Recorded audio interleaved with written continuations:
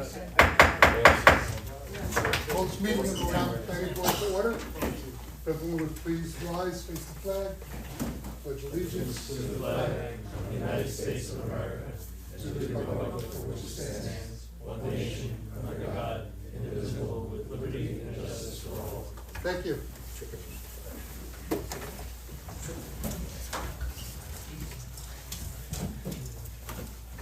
First item on the agenda is the approval of minutes, June 19th, 2025. Comments, revisions? Anything missing with you? No, sir. I don't know, there's so many of them. We're good? Yeah. Okay, if there's no changes or modifications, can I have a motion to approve the minutes of June 19th as prepared? So moved. Phil, second by? I'll second it. Diana, all in favor, say aye. Aye. Against? Next item is the approval of minutes for November 20th, 2025. Comments or revisions? Right here. I have just one for you, Grace. Okay. First page, bottom line, it says planning board hereby approves the September 18th, 2025 minutes as modified, and then it repeats again, approved as modified. Okay. Any other comments or revisions? No, sir. If not, could I have a motion then to approve the minutes of November 20th, 2025 as revised? So moved. Seamus, second by? I'll second. Phil? All in favor, say aye. Aye. Against? Two abstentions. You too? Eric and Eric and Marty. Next item on the agenda is the possible extension or abandonment of applications pursuant to town code. Traskus is the project. And we have a letter here, correspondence from Bob Green, attorney at law, dated November 24th, 2025, regarding the subdivision application entitled Traskus, otherwise known as Elm Hill Farms. It's a subdivision extension request. Dear sirs, as you may recall, I represent Goshen Estates LLC, which is the owner and successor assignee of the original applicant with respect to the above referenced matter. This project has conditioned final approval, with the planning board having last granted a 6-month extension to December 4th, 2025, today. We respectfully request the planning board grant a further 6-month extension of time for fulfilling the conditions of the conditional final approval. This request for a 6-month extension is made in order for Goshen Estates LLC, the successor applicant, to preserve the previous work and rights granted to the original applicant. As was said before, engineering issues are still being discussed along with ongoing talks with potential lenders to finance the project. The owners continue to evaluate marketing conditions and sale issues in this turbulent mortgage and real estate market. And obviously the volatility of the U.S. economy is affecting everything. Goshen Estates LLC respectfully requests the board grant a 6-month extension in order to proceed with the application. In connection therewith, today I will be hand delivering to the building department a copy of this letter, along with my attorney trust check for $500 for the extension's administrative fees. Thank you sincerely, Bob Green, Esquire. Sean. I don't have anything further to add, Mr. Chairman. If the board wants to make an extension to 90 days to bring you to May 21st, 2026 meeting, May 21st. May 21. Comments from the board? No objection to the extension. Anything on this end? No, then we If not, then can I have a motion then to extend the conditional final approval to May 21st, 2026 as requested? I'll make the motion. Marty, second by? I'll second. Eric, all in favor, say aye. Aye. Against?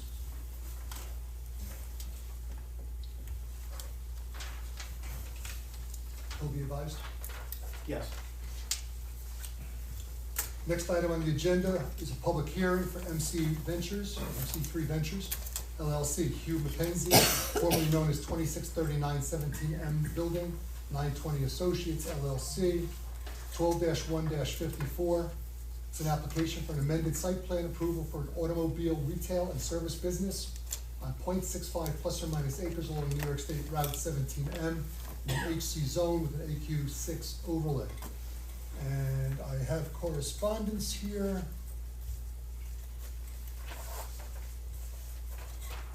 From Hugh McKenzie, dated November 25th, 2025, addressed to the Planning Board and Zoning Board. Change of use for the property, 2639, 2641 Route 17M, Goshen. Good afternoon. Per your request, please note we are formally requesting an adjournment of the December 4th, 2025 public hearing for change of use for the above property to the January 29th, 2026 meeting. Please let us know if there's anything else required. Thank you for your time and consideration. Regards, Hugh McKenzie. McKennies. Please put his name on. It's spelled differently on both ends of. Okay. Sean. So, Mr. Chairman, you may recall that this was, last time before you opened the public hearing, the applicant was considering, at the public hearing, they mentioned they were considering making some changes to the site plan, so you adjourned to this evening. You received that letter. So I don't know if you want to open the public hearing tonight to see if there's any public comment, and then I would adjourn it to your January 29th, 2026 special meeting. Comments from the board first. Let's open it tonight, see if there's any comments, and then we'll adjourn it. That's good. Sounds reasonable. Okay. Okay. Can I have a motion to open the public hearing? I'll place a motion. Diana, second by Phil. All in favor, say aye. Aye. Against? Is there anyone here from the public that wishes to speak on this application?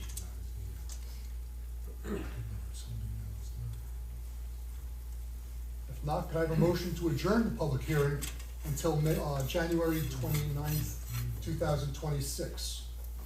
So moved. Seamus, second by? I'll second. Marty, all in favor, say aye. Aye. Against? Okay, the public hearing is adjourned until January 29th.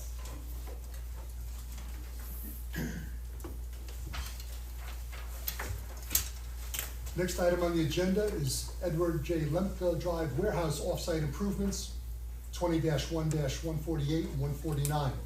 We have an application for amended site plan for modification of an existing parking lot on 30 plus or minus acres along New York State Route 17A in a CO zone with an AQ3, stream corridor and water supply, watershed, and scenic road corridor overlays.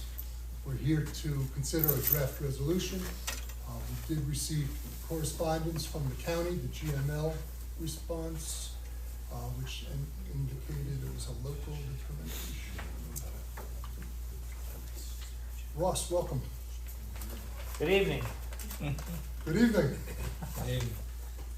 I'm here if there's any questions. Questions on the proposed Life, resolution? the project, whatever you want. No question.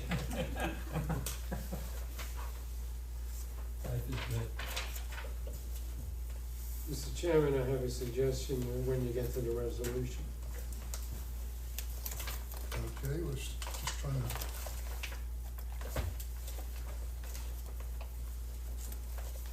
There we go. Out of sequence. Okay. Go ahead, Phil. Special condition number 3 speaks to keeping the pavement markings and signage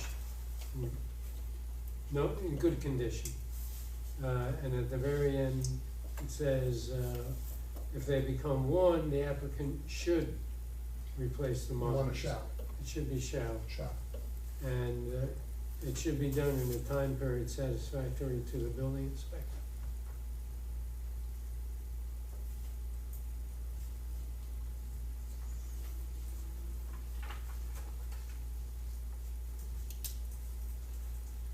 No issue with that one? No issue. Okay.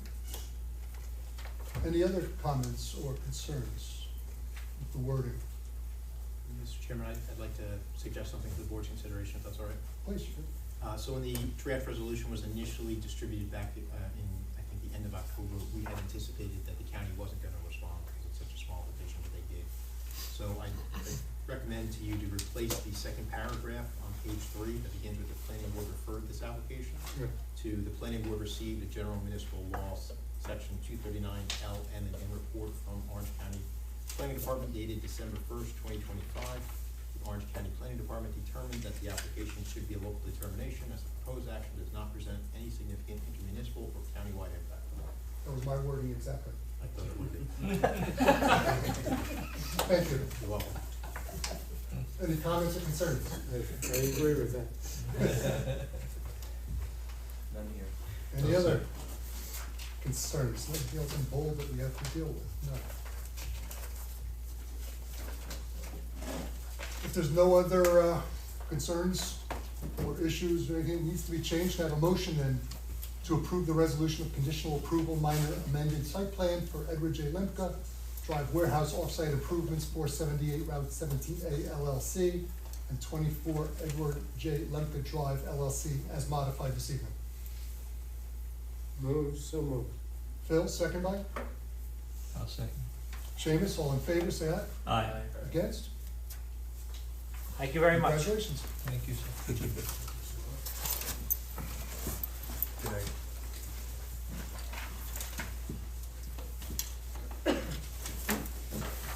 That was good work. I'll do the last one. Yeah, hey. You know your resources.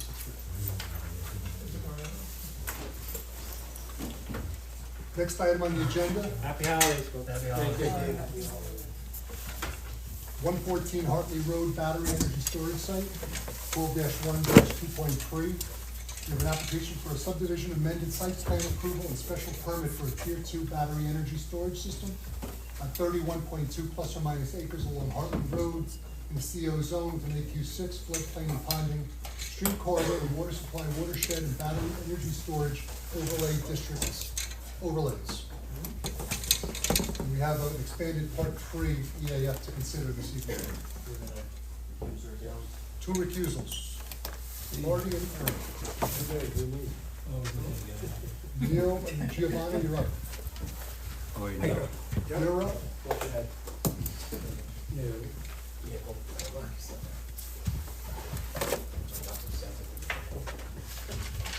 Well, let's do that, I'd be happy. Good deal.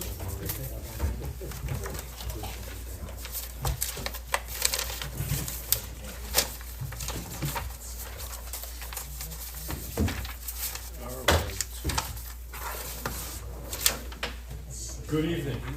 Good evening. How are you? We're back. You know my name. The only other new person we have in the audience is Zach, Now, who's you off. gotta say your name. Travis Rosencrantz from Creighton Manning. We're the project engineer, or site civil engineer for the project. We also have Alex Ladd in attendance, Terrence Nolan from New Leaf, and also Zach Longo from New Leaf as well. Since the last time we attended, we made another robust submission to address several concerns discussed during the planning board presentation, and then also to supplement some concerns that were brought up in Sean's most recent or previous TDE review letter. Since that submission, or since that planning board discussion, we made several changes to the plans, so I'd like to just walk through those minor changes of the plans. Also discuss pretty much the main intent main reason that we're here, and as far as proceeding with seeker, and then I'll obviously discuss any procedural or logistics and further questions that members of the board may have. So jump right into it. The minor amount of changes that we made to the site plan. There were several no parking. Oh, that's not going to work. Several no parking signs included. Those are highlighted in the orange. A stormwater sign was also added. That wasn't requested, but it's required per DEC. And the other main change was we reduced the number of poles from 9 to 7. The reason for that reduction is it was confirmed by ORU that that's the layout that is being advanced per ORU, and that layout was submitted in our submission noting that reduction. What drove that? I mean, like, previously we had 2 parallel sets of poles. Now we have a single string of poles, it looks like. It's it's kind of, there's 5 along one side and then 2 along the other. It's just the arrangement that they're putting the reclosers, utility, customer poles on. I'm not in depth with the Can I just communication. jump in but on that? I was gonna- I believe we submitted, correct? We Correct. submitted, this came up at a recent meeting, I think you specifically asked, do you have anything from Martin Rockland that indicates they're studying? And we provided, I think, a sketch in our most recent submission, which we received from Martin Rockland, showing these are the number of poles that they want, and including an underground trench out to the point of interconnection. I was just curious why it started off with so many and, you know, Because not typically, shorter you number know, to start with. typically there are 6 each, that would be like a conservative number of poles per either PV site, solar site, or battery site. There would normally be 6 poles, each one having a separate function. Thank you. And to reiterate, I think most of the time, their confirmation is not provided until further in the process and additional money is provided. So, You're such a cynic. no, that's, it might, So far, so good. Hey, for honesty. so, I mean, it's, so that layout is represented in the submitted visual sims that was included. I know that was an item of discussion that we were looking for confirmation to proceed with. As far as the site plans, that's really the only changes that we have. We do have some concerns and some questions to address in Mr. Hoffman's most recent review letter. We're going to be working with him offline with that. If that's all right with the board. Specifically, it's a question, if you recall, in the CO zone, you need 30% of green space. There's just some question on how that's calculated and what's shown on the plan, so if the board's okay with that, deal with the applicant outside of me. And that's just to merely intend to get the data in the appropriate form that's clear for the board, clear for the review, so that there's obviously been some confusion with the various terms that the code has in the town code. Before getting into our main reason for being here, I did, I guess, locate a report recently today that was released in August of 2025 that we have not submitted, but we intend to submit in our next submission, and it is pretty aligned with all of the data, the approaches, the procedures, lack of contaminants, lack of impacts, and the report reviews fires from across the United States since the first incident to the most recent one, including the Warwick fire. I'm not going to get into, because it wasn't submitted, I don't want to get into the specifics, but I'm just letting you know that there is a new report out by a non-connected company, and there's some very good data in here that is reiterating really what we've done through our exhaustive discussion on the fire concern. So I just want to let you know that will be coming in future submissions. And really, just to keep it short, I mean, we do have other individuals here that are available to talk about, but our main goal for tonight is open it up for further questions and then continue advancing with seeker. So we're looking for procedural logistics, anything of how that will be advanced. Thank you. Yeah, thank you, Mr. Chairman. So this was last before you at your October 16th meeting. At that time, you asked the applicant to revise and resubmit the expanded Part 3 EAF. At that time, there were really 3 main issues, and I'll get into those in a minute. Also, I just wanted to mention about the moratorium. This board noted, because it was referred to you, the town board is considering a moratorium. They are going to have a public hearing on that moratorium at their meeting next week, the 11th. Until the adoption of that moratorium, you can continue processing the application. I did reach out to the applicant, as I'm sure you saw in the report, just to make sure they wanted to be on the agenda this evening with that pending With that recording, and requirement. they acknowledged that they did. Getting back to the EAF, I had three main issues, at your last meeting in October. One was noise, and the applicant submitted a revised noise report. There's still some, I'll say typographical, inconsistencies with the report that I think that they should revise and resubmit it. There was some concerns at that time also about potential impacts to groundwater and surface water in the event of a fire. Not the 2025 report that was just referred, but the applicant did submit a summary memo that had a link to a 2023 New York State interagency report that studied 3 fires in Orange, Suffolk, and Jefferson counties. And it was a very comprehensive report, and I gave you the conclusion of the report, which essentially said that they found no indications of any contaminants. So I believe that the board agrees that that may resolve that outstanding issue relative to groundwater contamination and surface water. Without needing to see the more expanded, long, It's up to the applicant if they wanna submit this report. I did say that, so they just gave you the link as part of their application package. The building department does not have that in their file. If it's gonna be part of your finding or your negative declaration, if you go that route, then I think it should be in the building department's file, and they should submit a hard copy of that, in addition to just giving you a link. And then the last item was the aesthetics. There was still the juggling around about the poles, how many there were gonna be. I believe the updated visual simulations predate the 7 poles. However, no, No, that is the updated layout. I know there's some confusion, there's a photo date that says August 25th, and there isn't any indication of the revised,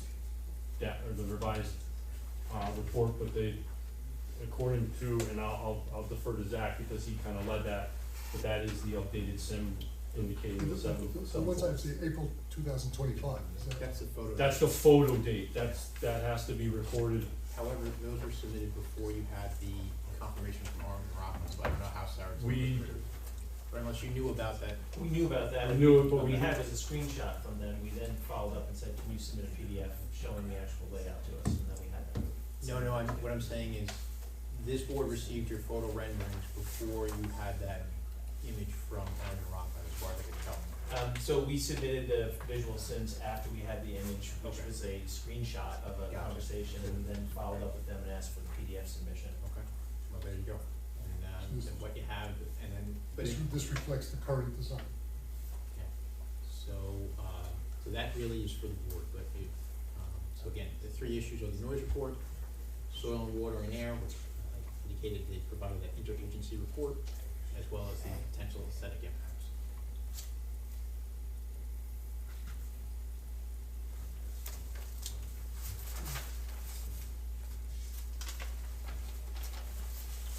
Comments from the board?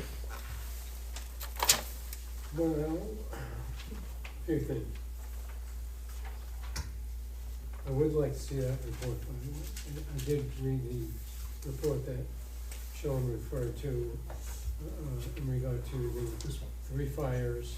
you reviewed the report. No, I read the report. Oh, the actual, put it out. Yeah. And so I would like to see the updated, analysis of the fires, and I think the board should have the benefit of looking at it if they're so serious.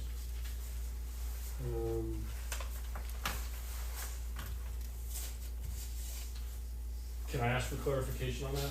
Yes, Are you referring to the hard copy of the link or the one that I was discussing?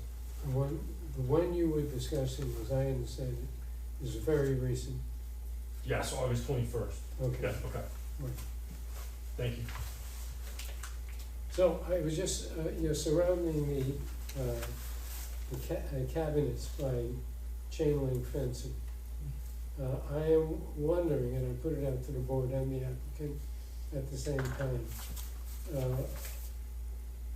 your consideration of putting up bollards or other obstructions to further provide safety for the cabinets.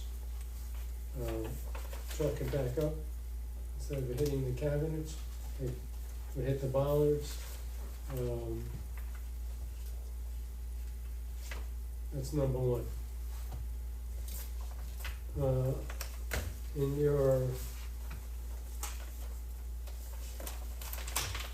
EAF part three, the last paragraph on page one says, there are no residential properties within 600 feet of the project. I'm wondering, how close are you to the Heritage Trail? Specific, the heritage right here? The closest part of the project to the Heritage Trail. I think you don't need to tell us now, but I think you should address that. And it's going to relate back to noise.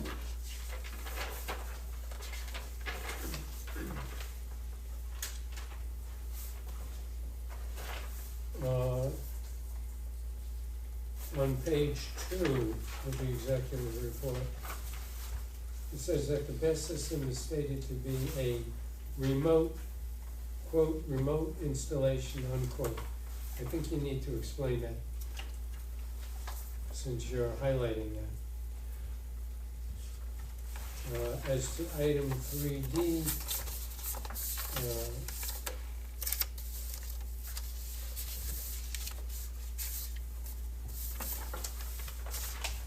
you're saying that you're not gonna be using water in the event of a catastrophic event, explosion, fire. Would water be used for any purposes whatsoever?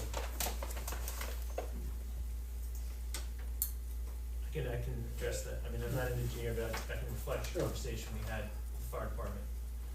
Water would be potentially used to saturate the surrounding area to avoid any potential spread, but not actually be put on the cabins. Spread of fire or? Correct. Okay. Thank you. Item 4B, you say that, you do not intend to store any or use any hazardous substances on site. But my question to you is, that would exclude the batteries themselves. I mean, not right? Do the batteries not contain hazardous substances? Correct. So I think you should clarify that, other than as to the batteries.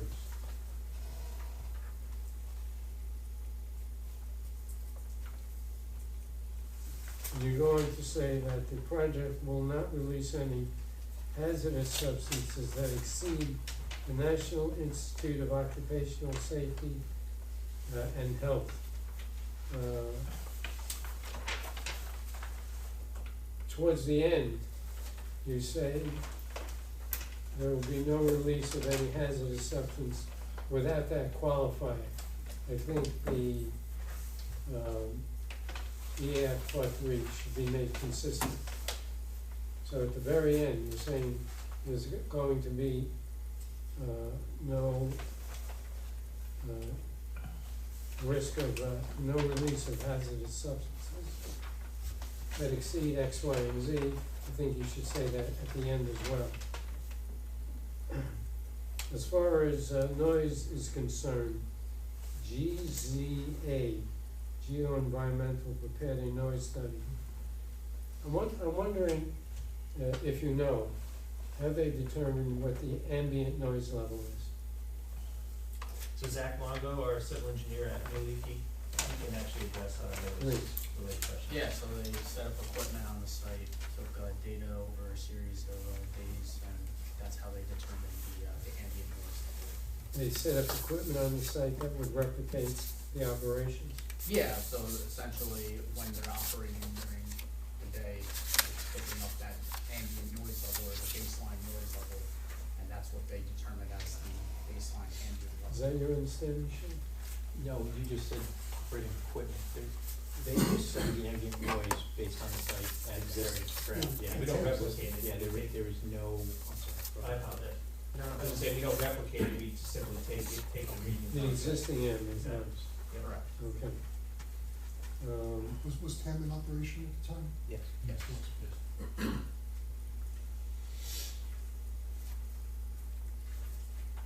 Now, you're slightly above the under the assessing and mitigating environmental impacts that the DEC puts out, they give you a 0 to 3 above the ambient level as a pass. You're okay with that. Anything above that, they suggest mitigations if you are near sensitive sites. I would consider the Heritage Trail a sensitive site, because people, it gets a lot of use. People go there to get away from the noise. And I'm wondering, and I'm putting it to you, to think about some method of mitigation to bring yourself down to 3 dBA above the ambient noise level.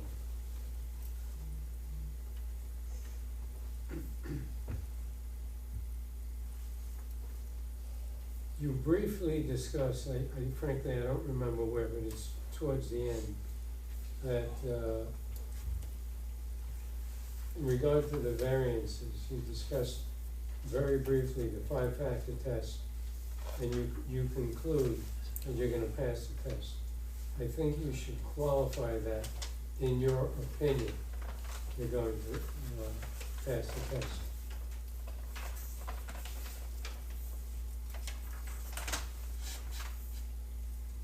That's all I have to say. Thanks, Phil. First of all, I thought the fire memo that you provided for us was super helpful, and also looking forward to seeing the new one. I also have a slightly different noise question, but also noise questions. Sean, Tell you about it. what is our standard for requiring? Yeah, the town has 2 standards. The applicant, I think mistakenly, that's what I said, typographical inconsistencies, they said that chapter 70 wasn't applicable, but the code specifically says that these installations, it is required, right? So there's your noise regulations, and I'd have to look them up. I just don't recall it all off the top of my head, but I believe the applicant as well. Go ahead. Yeah, it's 50 dBA at night at the property line, and then 60 during the Yeah, day. it changes at, I think 6, right? Yeah, around that, yeah. So this perceptible increase in noise at the Heritage Trail is something that we're empowered to require to mitigate? Yeah, you can mitigate it, yes, and right now they're trying to quantify the impact, right? So this is under your secret review, and you're relying on the DEC's guidance with this, that Phil brought up, the 0 to 3, and this was discussed at the last meeting. And the applicant has correctly stated what DEC says about sensitive receptors, but then there's a question, if you go through that document, it doesn't actually define sensitive receptors.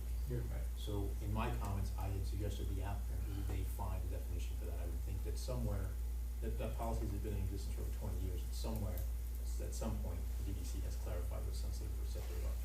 Okay. I think I have a similar reaction to Phil, which is, you discussed this 100% activation, 100% load, let's call it, never really happening, but you also suggest that we shouldn't require a limit to how, how heavy of a load these fans should run. We also, I don't believe, have discussed physical sound mitigation methods, which I think we need to get through before we dismiss the idea that there's no sound impact on the Heritage Trail. I mean, you've been before us with other projects, you know Yeah. how important the Heritage Trail is. I do. So, to the extent that before we sort of breeze by it, we could either talk about physical mitigation measures. Listen, there may be other equipment manufacturers that make quieter, batteries, so it's, I don't wanna just breeze past this. I think you do have levers to pull, and if you're doing all you can, I think there's more work to be shown. And that's all. Is it the fans that are making most of the noise? Yeah, it would be the HVAC system. So, think about that. The inverters don't contribute that much? No, it's typically the fans that are coming from. Sure, can you clarify, I think I may misunderstand the noise study. Does we had noise receptors on Heritage Trail. Do they or do they not meet the town code? They meet the town code, Okay. but you're reviewing this under seeker, and Yes. you're trying to determine whether there could be a potential impact on the Heritage Trail. But the noise receptors were on the Heritage Trail, were they not? It was, but the applicant projects that they're gonna have, and please help me out, it was a 4.1 and a 3.7? So they would have an increase of 4.1 and 3.7 from two different, units. DBA. Yeah, DB, actually. DB. Yeah, and, utilizing the DEC's assessment guide, they indicate, as Phil had repeated, that anything over 3 needs to be looked at, and it could be an impact for sensitive receptors. Sensitive. The problem in my mind is that the DEC doesn't address what a sensitive receptor is. Is a park, a public park a sensitive receptor? Obviously, a school and a hospital would be, but, there's nothing that comes out that says that park is. The Heritage Trail is. There's nothing that says that Heritage Trail would be considered as sensitive receptor. There's nothing that says what a sensitive receptor is. Right, that's what I'm saying. Yeah, so that's where the problem lies. Going along with that train of thought, the sound drops off certain distance, factor every time you double the distance apart. How long on the Heritage Trail are they exposed to that exceeded number? That was gonna be my next question. Oh, I'm sorry. I'm glad you asked, that's great. No, so we don't have a figure that should. Do you mean as a receptor is moving along the trail? As somebody's walking Yeah, past somebody's the walking along the property, trail. how long are they exposed to that I see. dB level above and beyond what would be considered acceptable? And see if you can avoid using Einstein's theory of relativity. Two trains moving. I mean, obviously, we all know that, sound sensors are, the distance from a sound sensor is gonna, or from a sound generator is gonna severely, change as you get further away. Yeah. So, Yeah. what portion of the, trail will be considered above the threshold that the DEC talks about possibly mitigating? The applicant could probably calculate that fairly easily. In terms of the actual linear feet of the trail exposed to the. From the source. Probably make a high piece on the Heritage Trail. I think you have the data necessary. to do Yeah, that I think calculation. you typically could export like an exhibit that shows the dBA reading outside of the battery, and then it'll create like a circle around it. Exactly. And, then you would be able to calculate it. Kind of like what you do with light. I mean, if we're looking at, and this is just me thinking out loud, if we're looking at a section of 50 feet of the Heritage Trail that's gonna go above 3 dB, I'm not sure if a major mitigation plan is necessary, honestly. But if you're talking about 500 feet, I think it might behoove you and us to show us that kind of thing. Understood. That speaks right to seeker and order of magnitude of impact. I mean, to the extent that it impacts the ability to move ahead on seeker, I mean, I would certainly say that we as the applicant will look at options to mitigate the concern, absolutely. So, I mean, we can provide the data that's being requested, so you can see what that impact looks like on a linear foot basis in front of the trail. But the request has come, from the first 2 planning board members to look at mitigation options, which we will do. In my mind, I don't think we should hold up progressing and proceed. We just need to know. Yeah. I think that's it for now. Neil? Thank you. Honestly, I'm rather encouraged with the progress or the answers being given, so I'm happy to hear that. I do want to look forward to that safety report you have. So I'm looking forward to that. I'm glad to hear about aquifer containment maybe not being an issue. I agree with a lot of things, including the bollards. I think you're talking about having bollards inside the fence. Well, where they would deem it most appropriate to show further safety. And then just one last thing, and I think you have to look at it, and I thought I looked at the state code. And I'm just a little bit concerned whether or not you comply with the state code. Because at one point, I know at the last meeting, I was pretty convinced that you needed to have slightly bigger lots to comply with the setbacks in the state code from the property lines.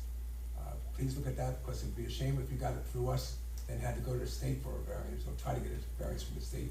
Then if you can't get it from them, come back to us.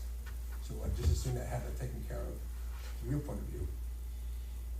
We can look at that. We're actually, that's I think what you're pointing to has come up in other jurisdictions as a question, and the Department of State's actually going to be looking at that and confirming the interpretation that, so as I understand it, this has to do with the setback requirement for installations. Is that what you're referring to? That's the only one that was the one I was looking at, really. Right. I thought, and I'm making up the numbers, so do not, it's like they have to require a setback of 50 feet from the property line for your storage areas. I don't know that that's 50 feet is the correct answer, but there is something like that, and I think that when I looked at it last month, I think that you didn't comply with that, and you would have had a tough time on what you're proposing to be the two subdivision pieces. Yeah, I mean, the code makes reference to certain remote installations that don't pass the UL fire testing, as well as don't submit a hazard mitigation analysis. The product that we're proposing, which is the Tesla, has passed the large-scale fire testing.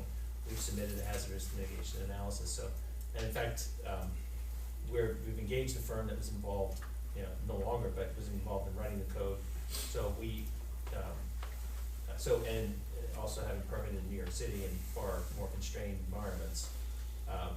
In terms of that concern that you're raising about the future, compliance with the code, I think there's a high confidence level that we'll meet the code, that we do meet the code as proposed. We're not having to change the size of the lots. Correct. Okay. And one other thing, and I don't know if it's true, but it was that remote thing and everything else. There was a thing about 1,000 feet from residential properties. And just, I don't know, do not accept the fact that I said that right. Okay, we will look at, I'm not. Are you referencing the? It's a state code. That was, What's that? That's all I have. Seamus? The only thing I'd like to, when you go by TAM, it's pretty much a cleaned up area. There's a few hundred feet of open space that the people are walking by on the Heritage Trail. It's gonna be a lot of noise for some people. They're gonna be wondering what's going on. It's a special place for us. I think the height is 15 feet you're talking about for the best units. That's the maximum. that's the maximum. They're generally Is it 11 to 12? 11, 10 I think that's those are 10. Is it plus the base or Mm. grade? You have to put a base on there too. Well, yeah, they're set on a concrete, and then there's a gravel surrounding area. Mhm. But that would be from, I mean, the concrete is not a 2-foot platform. Well, It's generally accurate. what I'm getting at is that they become very visible. And the visibility increases the sound that comes out. I think you might have to consider maybe looking into, can you put a berm up, which would do twofold, it would backen the sound and also make it, easier for people walking by not seeing these things working. So, that's the thought that I think maybe a berm, and we'll see how it works out. So the visual sims did take that into account. They modeled Yeah. presence of the battery storage at a 10-foot height, and they were not visible due to the various Structures. building and existing structures. That's pretty, yeah, I So- know, but it's still, it's a lot of sound to travel, and everybody's just walking right by there. Yeah, and pedaling too. We heard the concerns about sound, so we're gonna look Yeah, at that we're looking at- specific issue as on the trail. Yeah. The site is obviously, it's a commercial site where there's trucks going in and out. Sure, and it's a busy place. Yeah, You know, there won't be any trucks. The or road anything is like right that. there.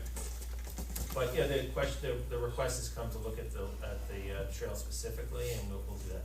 Yeah, cause it's very well used. Oh, yeah. Diana? You you addressing sound on both sides of the trail? The side that you're on and it crosses the road and it keeps going, how far does that sound carry to the? That's what we're That's gonna what we're- look at. That's what you're gonna look at, all right, Yeah. and the houses that are behind your project, that are on, up there. Yeah, so that particular boundary, we're meeting the code, and that is not considered a sensitive receptor, and they are in excess of 600 feet from the property line in all fours. They won't see you at all, right, there'll be, all kinds of.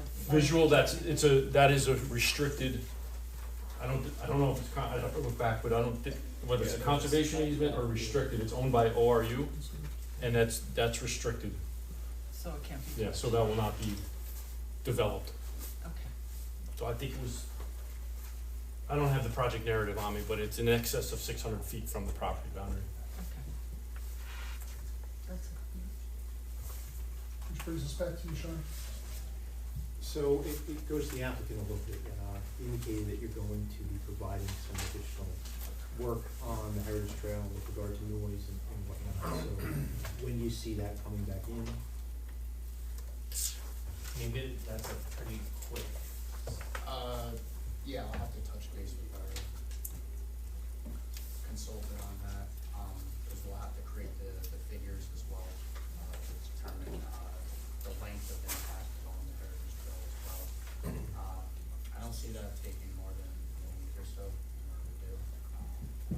so And we'll also look into alternatives for, potentially mitigating sound on the Heritage Trail as well. Such as, I mean, there's different solutions such as like acoustifence, so it's typically something that you attach to the outside of the chain link fence that actually dampens the amount of sound that comes from the facility. On-site. Yeah, it's on site. They use it a lot on pickleball courts. Yeah, No, it's not, yeah. they use it, yeah. I mean, other alternatives are a wall, which is not preferable, like a CMU wall or a sound wall, we call them, so it typically has like a wool fabric that's actually embedded in there that actually suppresses the sound that comes from the system. is that an issue as far as security? No, it shouldn't be an issue in terms of security, no. I mean, preferably, the acoustifence is what we'd try to get away with. That's probably the easier solution for installation purposes. And I guess my other question to you is, because I believe in the energy storage code, the maximum height of the fence needs to be, is 8 feet, I believe. I believe if we have to increase the height of the fence, it would require a variance, if that's necessary in order to get the mitigation. Is that fine, or? you can't trade mitigation for variance, if you will. So So let me ask this, does the 8 feet is including a 6-inch gap underneath? yeah. Yes. I mean, again, Lee, correct me if I'm wrong, we're talking about 1 to 2 dB, right? We're not, Yeah. It's a minimal impact, but it's just a gotta be minimal addressed. impact, right? So I can't imagine that a minimum mitigation, anything above that would be required. I think Yeah, minimum mitigation is. I think we're gonna look at a mitigation that's gonna bring it right below the required threshold. And, so, I think what Zach has offered some industry standard approaches. And that, Realistic. and that is Yeah. running at 100%. That's correct. That would be running on. The assessment, okay. So the next step for them is for you to authorize preparation of a negative declaration. So I don't know if, from what you heard tonight, if you feel like you're in that position to do that or not. It's really up to the board how comfortable you are. I know you had also asked for the 2025 report that you heard about this evening. Jeremy, you had some items that I also wrote down about the sensitive receptors as well. I don't know if you feel like if the applicant gets it to you by a certain date, you'd be prepared to move on a negative declaration, or if you wanna wait to see those before you authorize negative declaration, if that is your next step. My feeling is that, since contamination, pollution is a principal concern with this project, I'd like to see that the latest with the 2025 report before we make a neg deck decision. I'm comfortable authorizing it, obviously we're not. I mean, we don't have to act on it, if we authorize it, we don't have to Correct. act on it, it can just be pending further documentation of, to the contrary, it's there, we always modify it or whatever. So yeah, I'm comfortable having those wheels, so. I'm gonna make a motion that we authorize the drafting of negative It's declaration. your fault. Yeah, I'm for it. Okay, so we'll hold that motion. I'm not really uncomfortable with drafting of it, with the full understanding that we may vote it down and say, Right. no, we're not gonna accept it at the next meeting anyhow. James, I don't think we should be going forward until everybody gets the information that makes them happy, but I voted, I voted. it's not a matter of that, your vote counts. Diana, I'm still concerned with what the town is doing with the moratorium. ignore that right now. So we ignore that? We'll We then go ignore that, forward. that's signed then, Okay, then, proceeding, it And the town, pace the proceeding. all right, then we can go forward with us, as far as we are, yeah. In that case, we have 1, 2, 3, 4. 4-2, Mr. Chair. Huh? 4-2, 4, 2, yes. okay. Why was it lose something? You. Well, I'm for the preparation, I thought I kind of inferred that by my narrative. So, okay, I have a motion for the preparation of the neg deck on this application. Giovanni, second by? Second. Jeremy, all in favor, say aye. Aye. Against? Against. Against and against. Two Who is is it? Seamus, who is it? Seamus and, And Phil. Okay, so, you have, look, I just wanna talk agendas and the process. So so, we have the moratorium, it's with the town board, right? If the town board decides not to adopt the moratorium, or to modify the local law whereby this applicant is allowed to proceed and others are not, then you could keep moving forward on this. If they adopt it and this applicant is not allowed to proceed, then you're not allowed to process the application, it stops right there. Right. So we wouldn't put this on an agenda if you couldn't take it. With that said, you have a lot of busy agendas coming up. You also set a special meeting, so I think the next available agenda placement would be your special meeting on January 29th. We have 2 public hearings on that. We do have 2 public hearings on that. Which ones are those, refresh my memory? The MC3 that you just added, and one that you're gonna be considering likely for Amy's Station. Okay. So if, according with your standard practice, I presume you're gonna want that additional information by the 15th. Prior. Yeah. And then you have them on the 29th, and you could take action on that neg deck, or you could table it, or send it back for more information.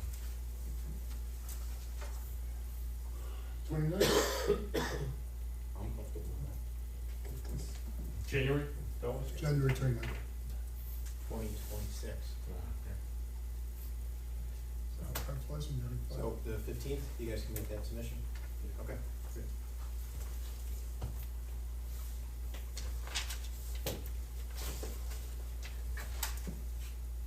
All right, thank you. Happy holidays. Thank you. Yeah. Happy holidays. Thank you. See you next year. Yeah. Yeah, that's scary. We hope so. The beard's gonna be down here. I'm not talking to you. Thank you. Good night. Good night.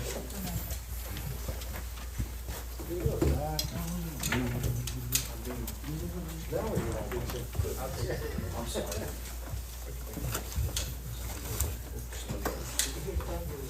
Yes, I did.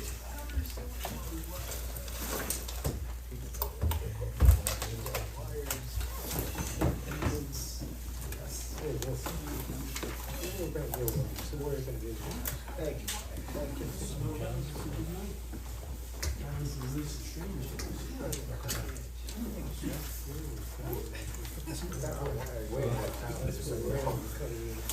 Next item on the agenda, it's Amy's Kitchen Incorporated and Science of the Soul, 12-1-23.222 and 120. It's an application for amended site plan and special permit for a warehouse on 95.198 plus or minus acres. That's the total holdings along New York State Route 17M.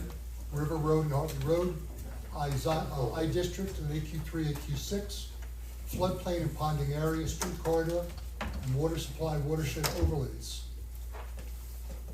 Sean? So, Mr. Chairman, you have received a letter from Amy's Kitchen. I don't know if you want to read that letter or if the board wants me to summarize it, but essentially, their approval that you last approved, their amended approval in 2024 expires on January 18th. And they are seeking an additional approval. So that would require at minimum you scheduling a public hearing, which I alluded to a couple minutes ago. I don't know if the board has any questions. They are not proposing any changes whatsoever. They're just Just looking to wanted to move keep forward. keep it alive.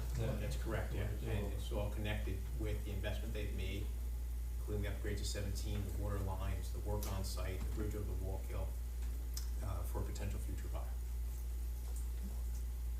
How does this relate to the, initial presentation that we had for that site? I believe they're no longer interested in the site.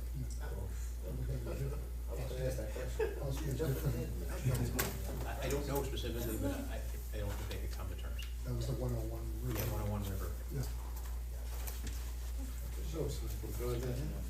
Yeah, that one's history. Whenever I do that. Could make that much room in there. That's good. Okay. As far as setting a public hearing. January 29th, 2026. Could I have said motion? So moved. Seamus, second by I'll second it. Diana, all in favor, say aye. Against? Mr. Chairman, they're not looking for any change whatsoever so do you want to authorize preparation of a resolution, and that would just be essentially repeating of the resolutions you've already adopted? It would just be, Yep. could we have a motion then to authorize preparation of a resolution reaffirming the conditions of the prior approval? I'll place the motion. Diana, second by I'll second. Marty, all in favor, say aye. Aye. Against? Okay. Just, do we need to reaffirm seeker also? That would be part of the, Good. yes, you would. Thank you. Thanks, Steve. Okay. And for the record, I resigned from any position. Yes, we're aware. Okay, Yeah, that was stated in the previous meeting. okay. Yep. Okay.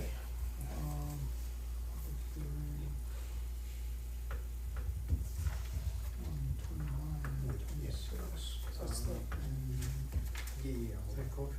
I chose two woods, that's why they're mixed up. Yep, I got it. Next item on the agenda, 6.5 Station Road Warehouse Edition, 12-8-13. We have an application for a site plan for expansion of an existing warehouse on 4.4 plus or minus acres on 6.5 Station Road in the HC zone for the AQ6 and floodplain and ponding overlays.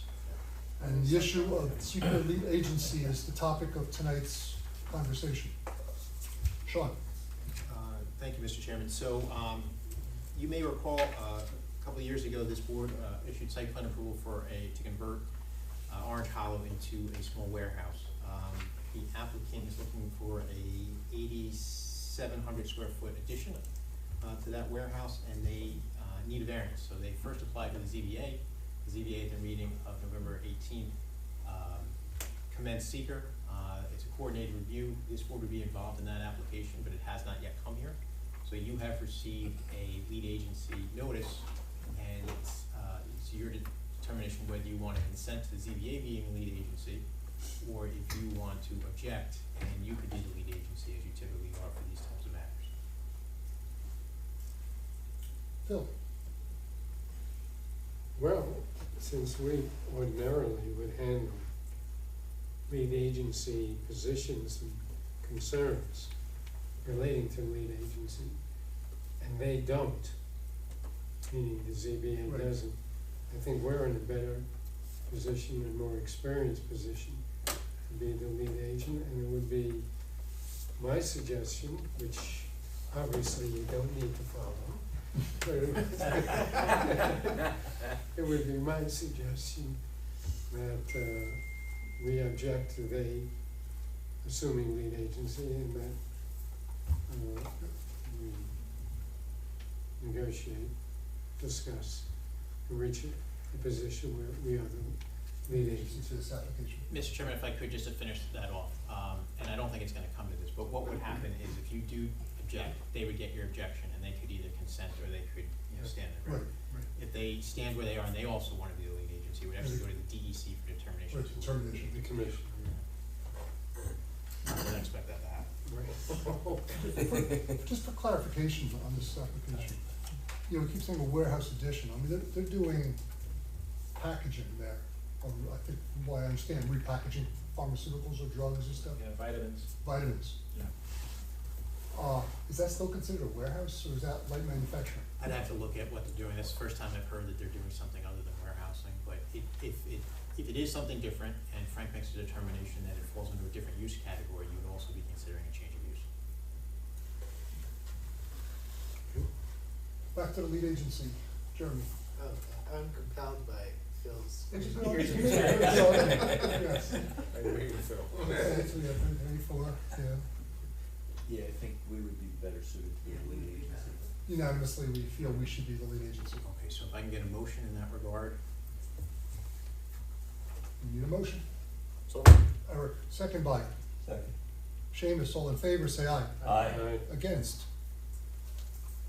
okay, so the process on that is, they have already circulated under secret to any other potential agencies, although I think you're the only one that's really involved. The other agencies were circulated just in case, for example, DEC may come into play as wetlands, but I don't think they will actually. Your objection will go back to the ZBA, and at their next meeting, the ZBA could either consent or object, that I expect that they will. So then, once that occurs, then the applicant will come before you, and then you can commence seeker. So that's all we could do with this one tonight, Yes. which then brings us to our agenda for the first, let's see, what do we have here? 18th of December? Yes. Are you ready, Mr. Chairman? Pen is ready. We're gonna get a drum roll. So, Jessup Switch Road Warehouse, that was last before you in August of '24, that's coming back. And why is that coming It's coming back, so you, adopted a part 2 in August, they're coming back to see what should be included in the expanded part 3. back? Okay. And I believe they have some revised plans as well. New application, Mid Hudson Forensic Site Center, they're coming before you for a subdivision? It's only the subdivision, not the water lines that are Correct. being relocated. or That anything. is all not subject to your, they're Strictly- immune from your zoning, strictly- but okay. subdivision they're not, so they're coming in for a subdivision. And I'll talk to you about that. The next one is Elegant Homes Big Sky, it's an initial presentation, it's a planned adult community. And hotel. Yep, Big Sky Farms, sure. Big Sky Farm, yep. And where is it? I do not have. It's next to the hacienda. Yeah. That beautiful barn up on the hill, Yeah, that yeah, barn, yeah. and rolling fields. Oh, yeah. It's gonna be a hotel at the foot of the hill, Nice. and then like a cul-de-sac with Approved. a cluster of senior housing around it. Oh, units, yeah. Yeah. Okay, so Elegant Homes, is there anything else? That's pretty good. Good. That's, Okay, so I can put my head down. It's smoking, it's smoking. Just a warehouse. Other concerns from the board? Frank, you have anything? I'm good, thank you, Mr. Chairman. Neil, anything? We're good? Giovanni, anything? I have a motion then to close the meeting. Hold on, Mr. Chairman. Hold your horse so fast. Somebody- You didn't ask Grace. Grace has a meeting scheduled for next year. Calendar. schedule? Oh, okay. We could do that. I've got that here. Okay, we have a calendar to consider, and it was pointed out that April 2nd on the calendar that you have is the second night of Passover. So there was consideration to relocating that, repositioning that meeting to the end of the month, similar to what we did in January of Yeah. this coming year.